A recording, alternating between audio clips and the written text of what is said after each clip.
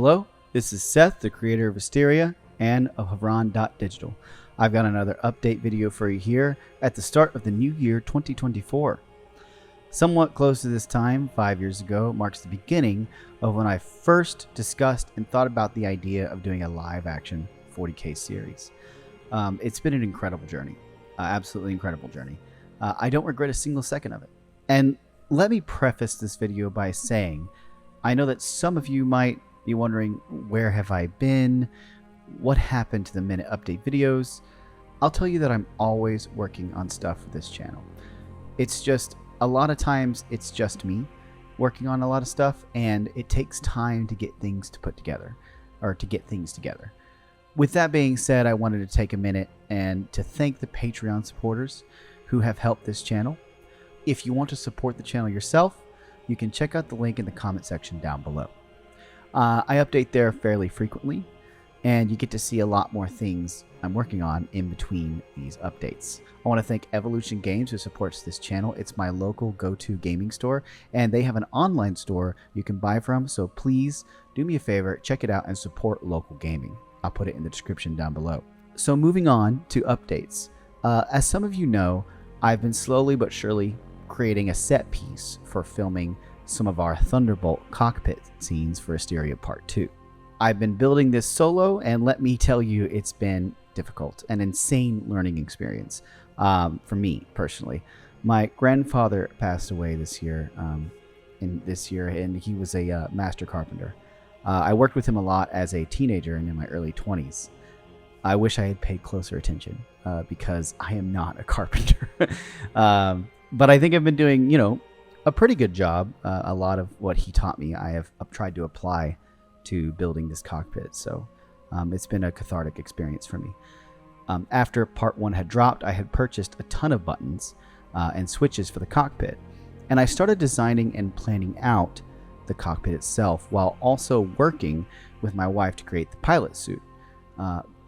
Bulldog Props, Cameron, Jasmine Hawley, the masterminds who created a lot of the props for part 1, has been creating and designing the breathing apparatus for our pilot, and I will share more information as that comes with that.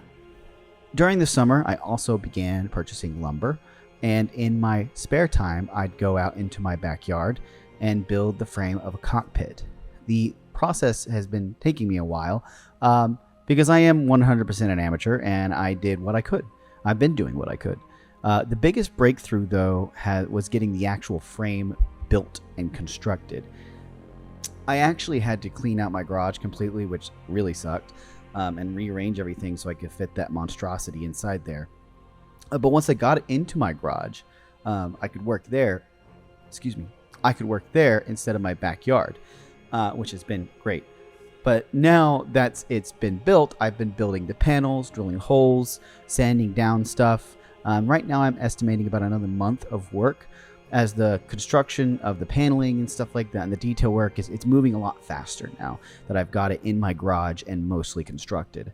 Once all the button panels and screens are put in, I plan to sand the entire thing down and use a varnish on it to create like that glossy metallic look, and then use a metallic primer.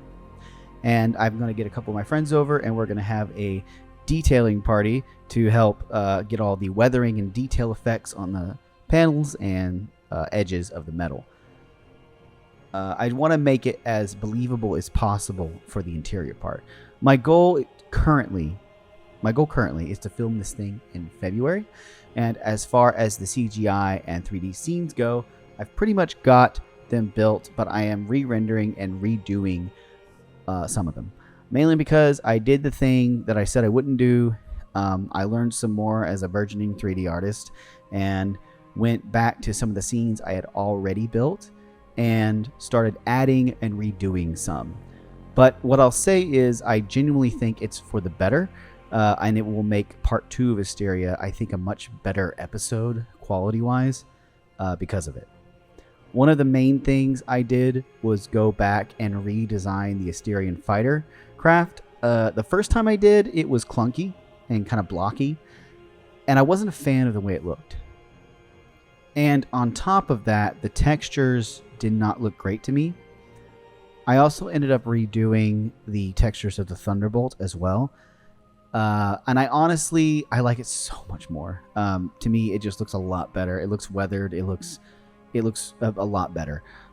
I've already got about halfway done re-rendering and redoing the CGI and 3D scenes, and I started that at the beginning of December. So hopefully I'll be wrapping that up at the same time that I'm wrapping up the cockpit, the Thunderbolt cockpit. I'd like to thank everyone for their patience and support for the channel. I cannot wait to deliver part 2 of Asteria. To me, it's going to be more of an actual episode with some meat and potatoes to it as far as the content and storytelling goes. It's the conflict and storytelling of what's happening with the conflict of Asteria. If you want the 3D files or the STL files for the Asterian fighter, it's available on the Patreon if you'd like to support the channel. I'm sure it's not optimized for very well. I'm sure it's not optimized very well for 3D printing, but I figured someone might have fun or be interested in it, so have fun with that. Also, Joseph Dolan, the guy who made us the chainsaw sword and the bolt pistol used by Sergeant Kylora in Part 1. He is an amazing 3D modeler who makes 3D printable stuff, and you can use code Asteria2023 and get some incredible props that you can print. I'll put a link in the description. Please check it out. Support local artists.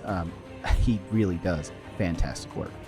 Again, thank you so much for your support, and I can't wait to release part 2 of Asteria. Thank you.